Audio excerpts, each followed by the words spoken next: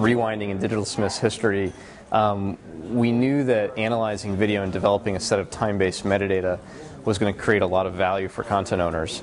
And you can do it by hand, which is totally non-scalable, or you can do it by some sort of automation with computer vision. And so Matt Berry, my co-founder and CTO, put together a team that we call DigitalSmiths Labs. And it's a team of computer vision scientists out of places like NASA, the FBI, academia, Fortune 500 companies. And they were all specialists at things like facial analysis, materials analysis, scene segmentation.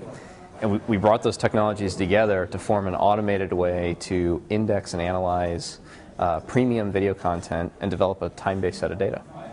Okay, so kind of give me a scenario. There's a video of Times Square, and what would you guys see, and what would the metadata be?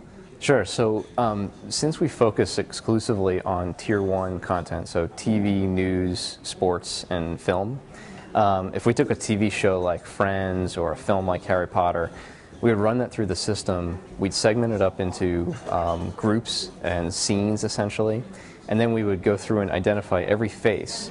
And initially, the faces are unknown. Just like if I met you, I wouldn't know your name.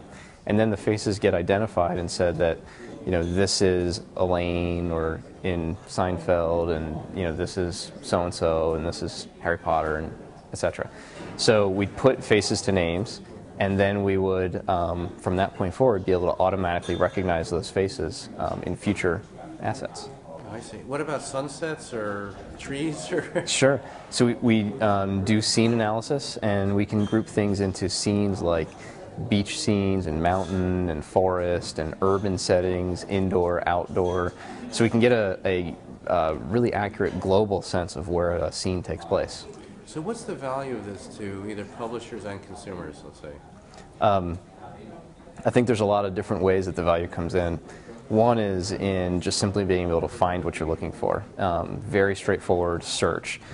Search itself, though, is a complex algorithm to be able to search a time-based set of multiple sets of data. It's an algorithm we've developed and also one that we have IP around. But I think even greater value comes in around helping get you to the data you want or target the data that you're looking for in a more meaningful way. So it could be targeted advertising. It could be a programming guide, like instead of looking at TV Guide channel and having it sort of pre-programmed, maybe the TV Guide channel is your TV Guide channel, and it's customized according to what you like to watch and all the information we have in our database that powers selections for you. And who are you guys working with? Can you talk about some of your customers? Sure. We work with TV studios like Warner Brothers. We have the Warner Television group, places like the WB.com or Kids WB. We also work with a lot of the Telepictures properties, which are programs like Ellen DeGeneres, Tyra Banks, Extra TV, Essence Magazine, TMZ. So we help them with their broadband strategy and increasingly ways of distributing and monetizing that content. Yeah, not to be overly wonkish, but so you guys have all this metadata of people's names, and that gets dumped into a search engine that a publisher has, or where does all that stuff go? Sure. So all of the metadata sits inside of our product, VideoSense, and within that, MetaFrame. And so MetaFrame is a time-based set of data, like we've talked about. But what happens from there is we make that data available for set-top box manufacturers, search engines on the web, anybody that could make use of that data to help build a content owner's audience. So we can inject it into search engines or other places that would be relevant. Awesome. And then tell us about your business model and how you make money with all this. Sure.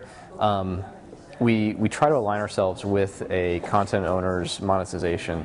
So in other words, if they're making money, that's when we want to all mutually profit.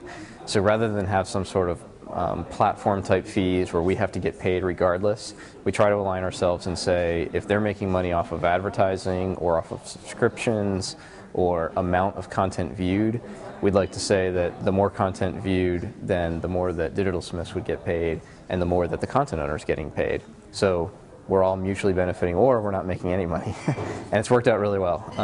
I think it's been a good model to win business, and it's been a really good model to genuinely show that we want to be a partner with them.